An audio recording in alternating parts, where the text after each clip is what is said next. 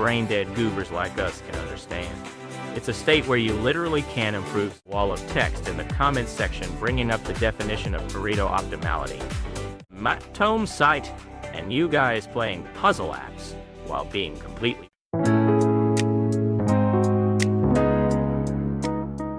Yo, you there? Hey. Yeah, you. Laying in your futon with one earbud in, staring blankly at your smartphone screen in the dark. What the hell are you doing up at this hour? You're probably counting the stains or wood grains on your ceiling thinking, work tomorrow, or I don't want to go to school. I feel you, bro. I'm exactly the same. But today I'm gonna drop a totally depressing truth bomb on you. Bored degenerates. Let's cut to the chase. If I were to put a thread title on this as the op, it would be Bad News Lads. The reason my life ain't getting any better is all because of this bullshit theory called Pareto Optimality. Listen up. No matter how hard you guys try, your lives ain't changing at all. And it's actually not because you're lazy or lack motivate. This is a highly accurate phenomenon backed by economics. Nanny. Makes you go, what the fuck, right? Today, I'm gonna explain the mechanics behind it. All right, before we get into the meat of it, you're probably thinking too long. Didn't read? So I'll break down the structure into 4 quick chapters for you. Chapter 1, why your life is completely doomed. Chapter 2, slicing the cake and the reality of trade-offs. Chapter 3, the limits of improvement and reaching enlightenment through giving up. Chapter 4, and we're done here. We're going with these 4. Listen carefully, fam. So let's dive right into chapter 1. Why your life is completely doomed. You degenerates rolling around in your futons at midnight? Do you ever suddenly panic? Start searching for some useful info online or try to buy some self-help book saying you'll start trying hard tomorrow? You really gotta stop that. It's totally useless. The reason your lives keep flying under the radar right at the absolute bottom of society actually has academic backing. This old Italian economist Chad named Vilfredo Pareto came up with this concept called Pareto Optimality. Put it roughly at a middle school level so even brain-dead goobers like us can understand. It's a state where you literally can improve someone's life or situation without absolutely screwing someone else over. It's a state where there's zero room left for improvement. In other words, the sweet fantasy where everyone gets happier without anyone losing out has completely dried up. And we've reached an ultimate state of efficiency where all resources are fully allocated. When I found this out, I reached enlightenment. I was like, my life being doomed is all because of this. Your lives ain't looking up, but it's not your fault. It's because the world is already stuck in Pareto Optimality.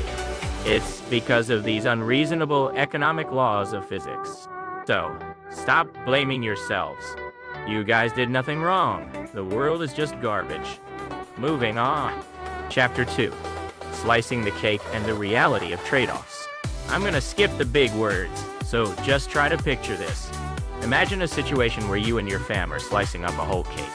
At first, you just cut it up randomly and pass out pieces to everyone's plates. But let's say there's still some leftover cake sitting right in the middle of the table that nobody's touched yet. In this state, you can still add those table leftovers to someone's plate without stealing anyone else's cake, right? You make someone happier, nobody else gets screwed. This magical state where you can boost satisfaction without anyone losing out is called Pareto improvement possible. So, what happens when you keep repeating these Pareto improvements? All the leftover cake gets perfectly handed out to people's plates. And eventually, there's absolutely nothing left on the table. Now, here's where the real shit begins. There's nothing on the table. Everyone's got cake on their plates. And then I go, ain't my slice a bit small? I want to eat more. But there ain't any leftovers. So what do I gotta do to get more cake? Exactly. I have no choice but to forcefully snatch a strawberry or some sponge right off you guys' plate. To increase my satisfaction, your satisfaction absolutely has to go down. It doesn't work unless someone gets sacrificed. This right here is a trade-off. And this state where the cake is completely handed out and nobody can make a move is Pareto Optimal. Ah, you over there. What's that? Did you just say Then why don't we all just work hard and knead some flour to make a bigger cake? Press X to doubt Aang's theory. You just proved you're completely clueless with that comment. Let's get the premise straight. We're talking about a scenario where the limit of resources is already fixed and completely distributed. Thinking in 0 or 100 is just brain dead, bro. To give you a more brutal real-life company example, imagine this. Let's say a sales team and a dev team are having a meeting, fighting over the computing power of a shared server. Right now, sales uses 60%, dev uses 40%, and both are barely scraping by with this allocation. What happens if the sales department says, hey, we want to boost our efficiency a bit, let us use 61%. The dev department absolutely gets slashed to 39%, and their output goes to shit. There's already zero room to improve without making someone take an L. A Pareto optimal state is exactly this kind of deadlocked garbage situation. Alright, let's keep it rolling. Chapter 3. The limits of improvement and reaching enlightenment through giving up. This is gonna be on the test, lads. It might be completely counterintuitive, but I'm about to drop some reality on you. So clean your damn ears and listen. Because the word Pareto Optimality has the word optimal in it, normies tend to assume it means some wonderful happy state where everyone is equal, fair, and satisfied. But you gotta separate your feelings from the facts. Pareto Optimality does not mean fair or equal at all. This is a truly brutal mechanic. Let's go back to that cake example. Let's say all of you guys are starving and waiting, but I hog the entire whole cake for myself. And there's absolutely nothing on your plates. 0, because there's no way to give you guys any cake without making me take a loss. This is actually called Pareto Optimality too. What the fuck? Right? A state where one king holds all the wealth in the world, and the rest of the slaves are chewing on bread crusts and sipping muddy water. That's also Pareto Optimal because you'd have to chip away at the king's assets to let the slaves eat the soft part of the bread. Makes sense, right? But it's a completely broken trash game.